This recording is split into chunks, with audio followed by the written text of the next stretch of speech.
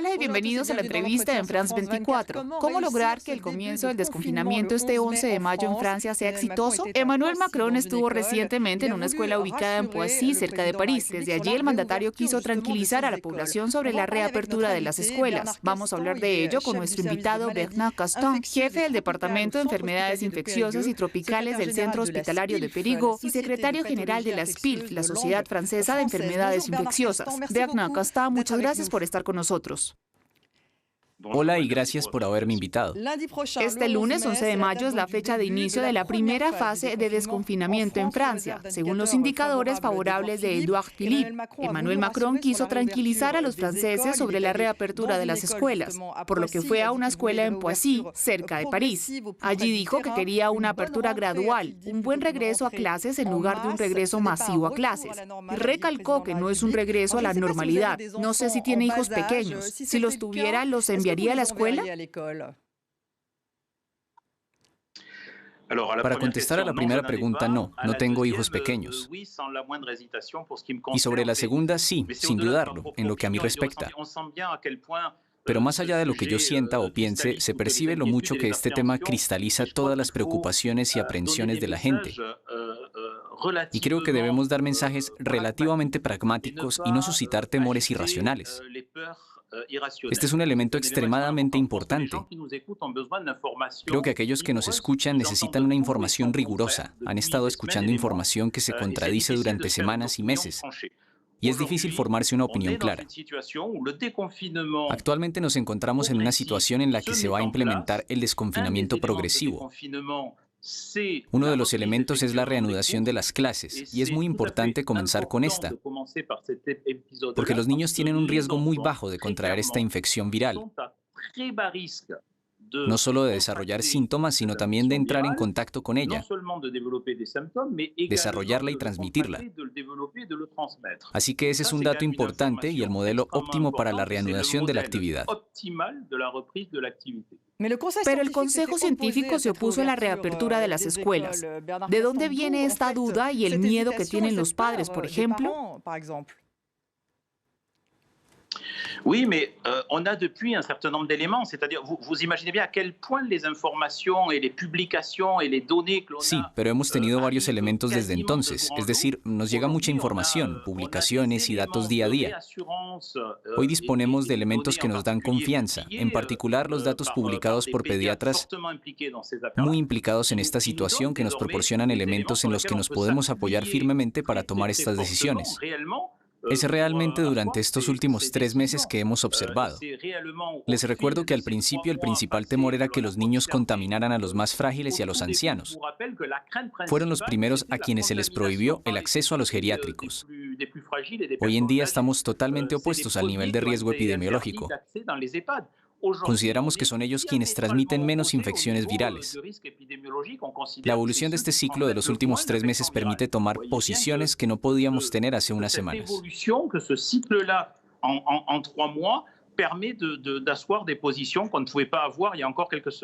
Emmanuel Macron también anunció limitaciones a los viajes al extranjero, incluyendo este verano. ¿Es este tema importante en esta etapa, aunque la decisión sobre las vacaciones de verano se tome después? Écoutez, l'objectif principal, je crois qu'il faut centrer les choses dans ce déconfinement sur les enjeux réels de ce déconfinement. L'enjeu majeur. El objetivo principal, creo, es centrarse en los verdaderos retos de este desconfinamiento.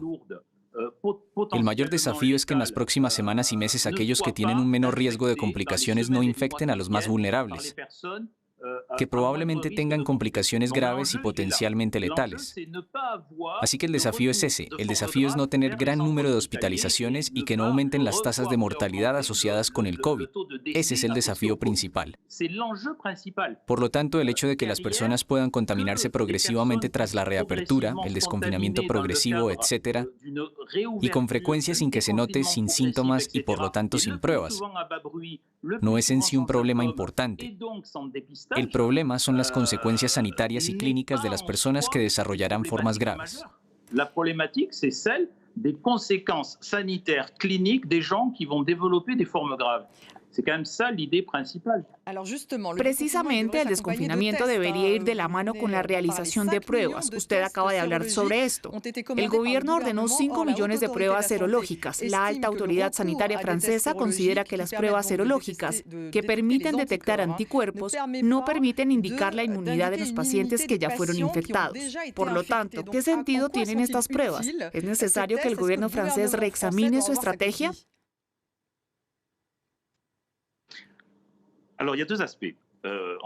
Hay dos aspectos. Empecemos con las pruebas serológicas para aclarar las cosas, a pesar de las dudas que dejamos pendientes. Porque la duda ronda sobre todo lo que no dominábamos al principio, en el caso de una infección viral emergente. Hoy en día, donde hay una carencia, cuando escuchamos a los inmunólogos, a los especialistas en inmunología frente a un agente infeccioso, nos dicen que esta respuesta inmunológica es transmitida primero por otro sistema que no son los anticuerpos, la inmunidad celular, y luego transmitida por una inmunidad por anticuerpos y que cuando estos anticuerpos se desarrollan. Globalmente estimamos que hubo una respuesta eficaz y que esta es, al menos en el 60% de los casos, bastante efectiva en los jóvenes que tienen formas asintomáticas. Así que no deberíamos asustarnos diciendo que esta inmunidad es muy relativa. Probablemente no funciona en un cierto número de personas y corremos el riesgo de una reactivación frecuente y regular. No creo que ese sea el modelo con el que empezamos y esa no es la idea. En especial porque las personas que han desarrollado inmunidad entrarán inexorablemente en los próximos meses en contacto con personas con el virus circulante y reactivarán su propia inmunidad como si fuera el refuerzo de una vacuna. Eso es importante. De lo que me gustaría hablar es de las famosas pruebas, las muestras nasofaríngeas, los famosos PCR. Es como una especie de carrera en todo el mundo. Estamos pretendiendo que toca tomarle muestras a todo el mundo, todo el tiempo, continuamente, y aquel que tome más muestras en un territorio dado tendrá una recompensa. Creo que actualmente no se trata de tomar muestras masivas, sino de tomarles muestras a las personas que puedan ser potencialmente infectadas, para que podamos aislarlas e identificar a las personas asintomáticas a su alrededor. Esa es la idea. No tiene ningún sentido decir que hay que hacerles pruebas a todos, continuamente, casi que todos los días. ¿Por qué no tiene sentido? Si después de hacerse la prueba uno regresa al trabajo sabiendo que no es portador del virus, ¿tiene sentido? No, la prueba indica que se es portador del virus en un lapso extremadamente corto, que es cuando se toma la muestra. La negativización cuando se es portador del virus se hace en un máximo de 8 a 10 días. O sea que si es asintomático a lo largo de 3 meses de la evolución de la infección va a ser PCR positivo durante unos días. Por lo que un PCR negativo no dice nada sobre el hecho de que usted fue potencialmente positivo antes. Lo puede tranquilizar a uno falsamente y en 3 días volverá a ser positivo. Incluso hay pacientes que se han curado y tienen fluctuaciones negativas y positivas durante unos días, de manera oscilatoria. Así que no tiene sentido por estas razones. Otra pregunta concreta sobre el uso de mascarillas. Estas serán obligatorias en los colegios. Si soy asintomático y uso una mascarilla, ¿estoy protegiendo a los demás?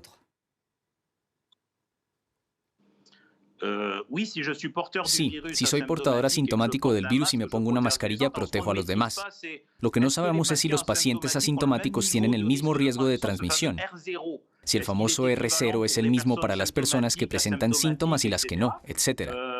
Entonces sabemos que para los niños este R0 es extremadamente bajo. Pero más allá de los niños, hablando de los adultos, si somos asintomáticos, usar una mascarilla para protegerse e impedir la transmisión a los demás es un gesto altruista. Pero la consecuencia de esto es, ¿tenemos que usar una mascarilla todo el tiempo? Pasa un poco como con las pruebas. Se necesitarían 500.000 pruebas a la semana para hacer un análisis de muestras masivo de la población. En cuanto a las mascarillas, ¿tenemos que salir a la calle con una mascarilla? No estoy para nada convencido. ¿Prevé un resurgimiento de la epidemia después del desconfinamiento?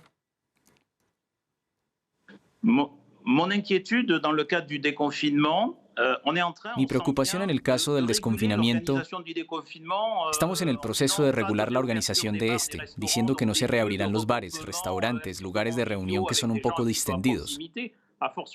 con gente que está cerca, con mayor razón sin mascarillas en un restaurante. ¿Es así como se regula? Lo que me preocupa a mí no es este tipo de desconfinamiento estructurado, con reglas estrictas, sino las reuniones en casa. Va a ser como en la época posterior a la ley seca en Estados Unidos. Después del 11 de mayo, la gente va a volverse a agrupar para tratar de vivir de nuevo. Van a organizar reuniones familiares, de amigos, con más de 25 a 30 personas alrededor de una barbacoa.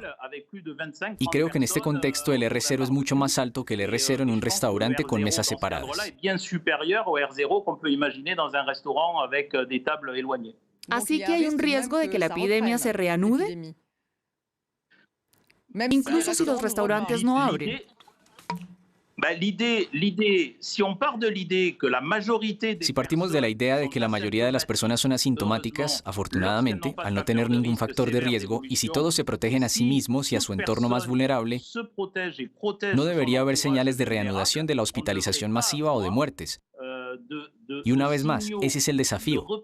La cuestión no es saber si las tasas de seroprevalencia de las personas infectadas en los próximos 6 meses aumentarán gradualmente. La cuestión no es volver a ver lo que experimentamos de manera trágica al principio de la epidemia porque no estábamos preparados. Lo vimos venir y lo sufrimos. Ahora ya no sufrimos, estamos reaccionando de una manera completamente diferente. Entonces es más bien optimista. Soy optimista si se respetan las reglas que se están estableciendo gradualmente y de manera muy coordinada con el Alto Consejo de Salud Pública. Con las propuestas que se están elaborando, en ese caso soy optimista. Mi preocupación radica en la capacidad de respetar esas normas, en particular cuando no están reguladas, es decir, en un contexto de reuniones personales y familiares. Anecdóticamente hemos visto aquí muy recientemente reagrupaciones que fueron el último fenómeno que generó focos de contagio cuando estábamos confinados. Bernard Castan, jefe del Departamento de Enfermedades Infecciosas y Tropicales del Centro Hospitalario de Périgueux y secretario general de la SPILF, la Sociedad Francesa de Enfermedades Infecciosas, muchas gracias por estar con nosotros. Gracias por ver la entrevista y quédese con nosotros para más noticias.